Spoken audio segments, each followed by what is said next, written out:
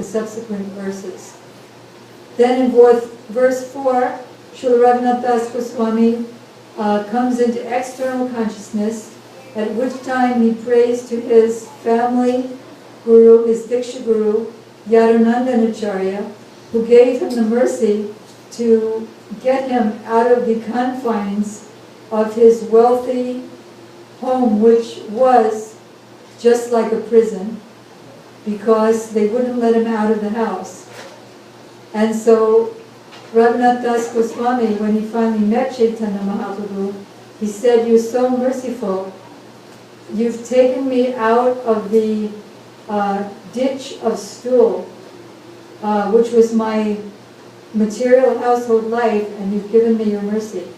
So he prayed to Yadunandanacharya, who gave him that opportunity.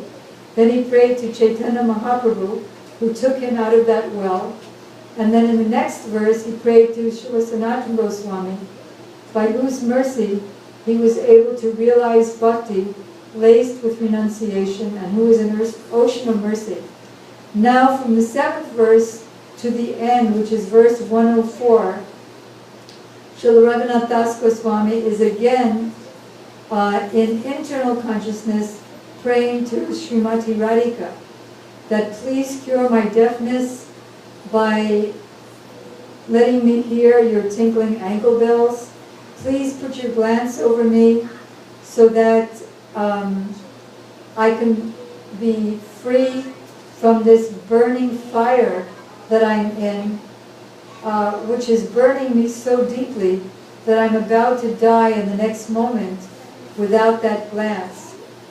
Then the last verse that we discussed is his praying to Srimati Radhika that when, even in a dream, will I be able to consider my head as actually the highest part of my body by having upon it the fragrant, glistening, lotus pollen-like dust of your lotus feet on my head.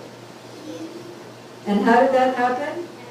As we shared Srila Gurudev's purport, Srimati Radhika lightly kicked the forehead of Rati Manjari, Srila Raghunath Das Goswami in his Manjari form, after Radharani glanced at Rati Manjari to grab the paintbrush from Krishna, who was in the middle of painting Radharani's feet, but couldn't do it properly because his hand was trembling too much in spiritual ecstasy.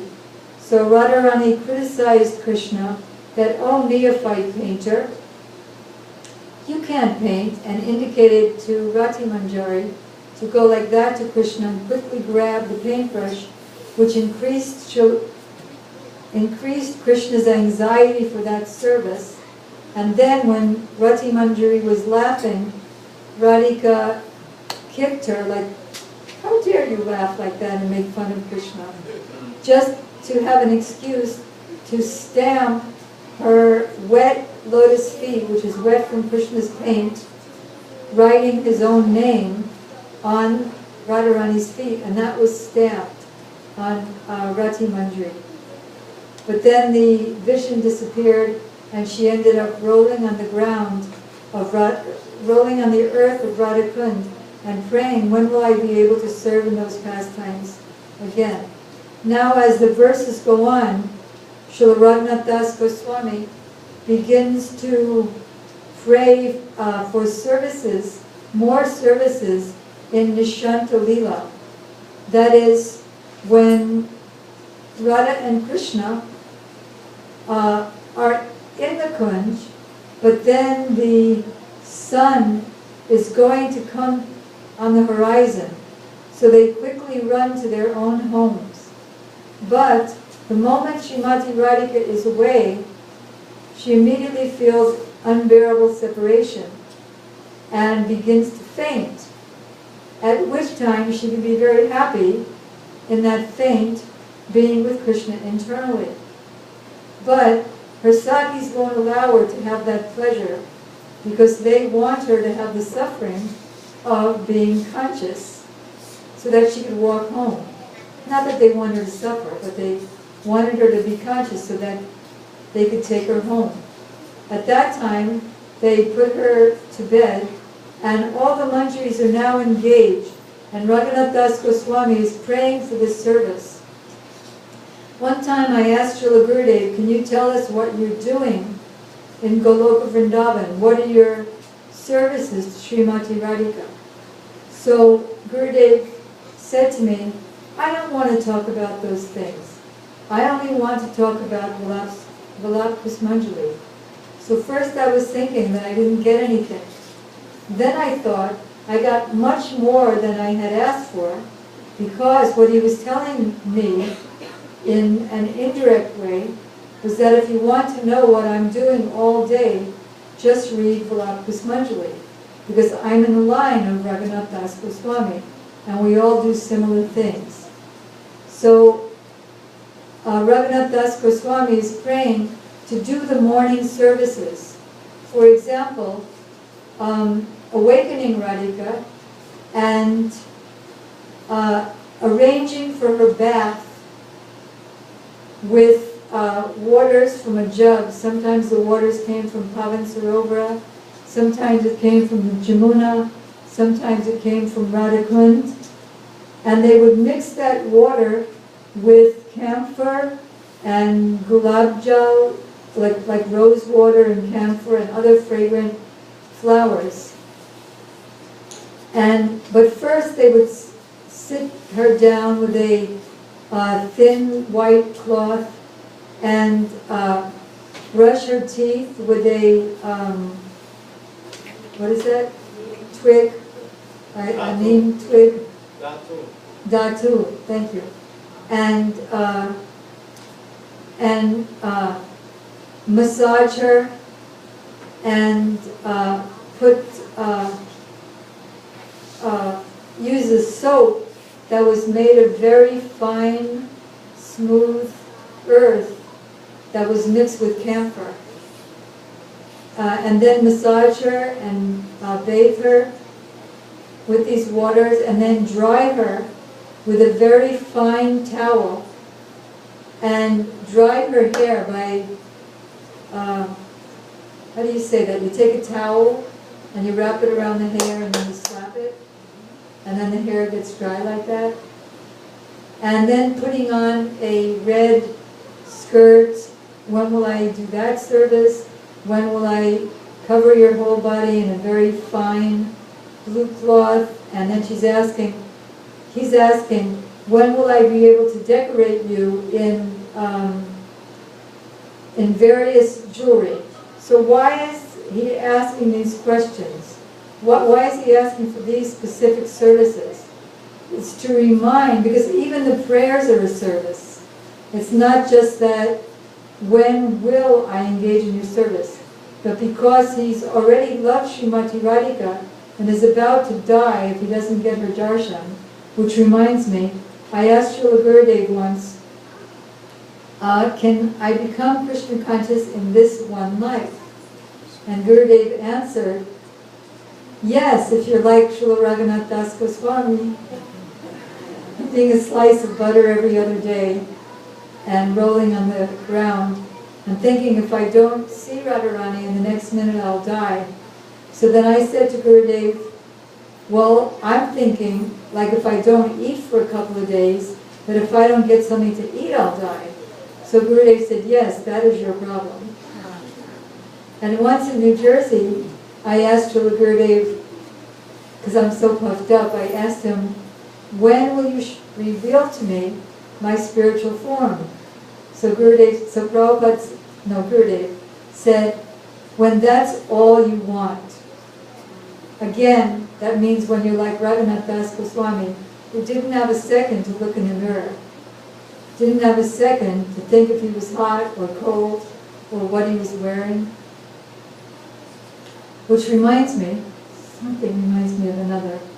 In 1993, I asked Gurudev regarding the Vilap Kusmanjali prayers actually, that, you're teaching us prayers to Srimati Radhika, when will I be able to dress you or put on your kajal? But because of the way I was trained by Srila Prabhupada, like to be a warrior on the field and always preach Mahaprabhu's mission, I always put my own PS, which is so that I can become an effective preacher. So Gurudev laughed and he said, go on, doing. He said, when the time comes that you don't know if your sari is on or off, and you're rolling on the earth, at that time your preaching will be effective. Then he said, Chaitanya Mahaprabhu was doing Harinam Sankirtan with the masses. But when he was in Gambhira, that preaching has more effect. When we read about that, we get so much deep message when our acharyas explain what's going on there. Then he said, if you have a pound of iron, or rather a ton of iron, or an ounce of gold, which one is more valuable? The ounce of gold. If you have a ton of gold and an ounce of touchstone, which can turn anything into gold, which is more valuable? If you have a ton of touchstone and an ounce of chintamani, which is more valuable? Because chintamani can make unlimited amounts of gold, and it can also make other chintamanis and fulfill all desires, no matter what that desire is. So, in other words, he was saying, if you actually do become absorbed in bhajan, without any material desire, then your preaching will be so effective. How effective? Just like a crude example, because Dhruva Maharaj is nowhere in the caliber of the acharyas in our line from Srila Rupa Goswami. But when Dhruva Maharaj was doing his austerities, and even though originally he had a material desire, he forgot that so that he could attain the desire. And he was fully absorbed in chanting his mantra and standing on one foot. And by being fully absorbed in the Lord in his heart, his foot became so heavy that it started to make the earth fall in. And because he had stopped his breathing, he was only taking a breath of air every 12 days. The whole universal breathing stopped. And because he was meditating on the heaviest, Lord Vishnu, his foot became so heavy that he pressed down the earth.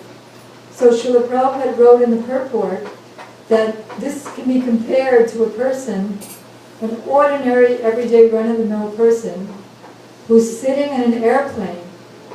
And because he's sitting in the airplane, once that airplane takes off, that ordinary person is traveling 1,000 miles an hour or 2,000 miles an hour because he's within the airplane.